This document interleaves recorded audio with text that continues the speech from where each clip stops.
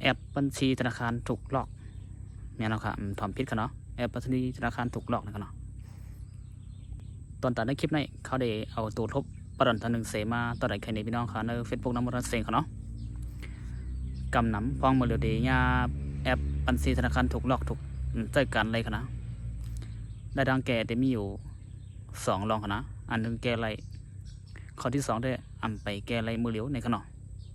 กะด้วยหูย่อยอันแก่ไรอันต่างค่ะเนาะกำน้ำตีญาย้อนมือเขาซื้อซิมนั่นค่ะนะ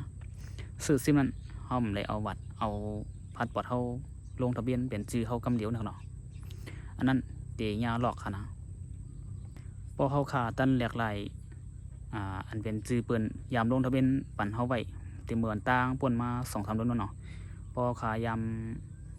กะลายขึ้นเป็นจื่อเฮาไว้ยาวไหนในดึกงานหลอกไหนนั่นแก่ไรค่ะนะเพราะว่ามันเป็นจื่อเฮายาวๆค่ะนะให้พี่น้องเขากะที่ศูนย์คือขายที่เขาเจอค่ะเนาะ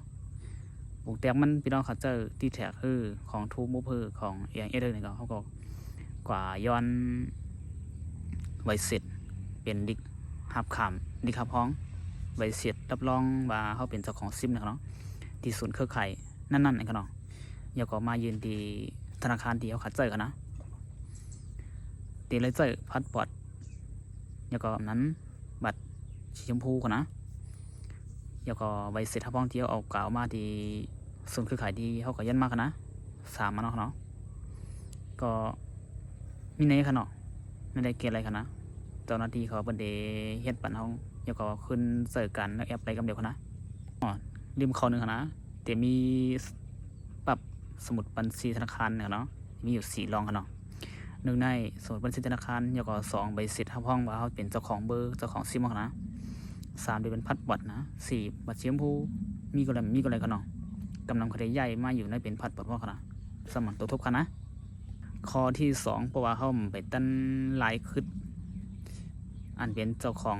อันเปิ้นยามลงทะเบียนปั่นในซิมเขาบ่เขาไปตั้นค่ายขึ้นเป็นชื่อเขาไหนเมื่อเลยมันค่ายแล้วนะเพราะว่าเขามีวีซ่าเนาะมีวีซ่าในพาสปอร์ตเขาไปเฮ็ดปันนะที่ส่วนคือขายอันเขาเจอซิมมันก็เขาย่อมไม่ปันแล้วเขาย่อมออกเป็นใบเสร็จกันนะยกตัดได้มาอัปเดตเรียกลายเป็นซิมเมอร์ในก็ใบไรนะที่ธนาคารเบิ่มย่อมหาเพชรบันค่ะในได้ตัวทบค่ะนะตัวทบค่ะมือปนมา2-3 วันยาวค่ะนะเอาป่องใส่ง่ายๆก็ข้อหนึ่งเรียกลายไรใส่การเลยค่ะนะเพราะว่าซิมเขาลงทะเบียนเปลี่ยนซื้อเขากำเดียวไหนตึกยาหลอกอยู่ไหนอันนั้นเอากับ4 ข้อนะ1ไปหาพ้องเปลี่ยนเป็นเจ้าของซิมเขาเจ้าของเบอร์เขานะ2สมุดบัญชีธนาคาร3พาสปอร์ต4บัตรชิมพูมีกันกันนะเอาค่ะในไรคะนะข้อ2ได้ไรคะนะ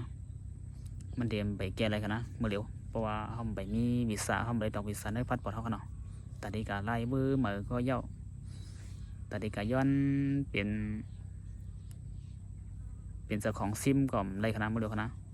มันหยาบเขาเนาะจะไหนไรเปิดเขาเนาะเอาค่ะสังว่าเผื่อมีต่างหู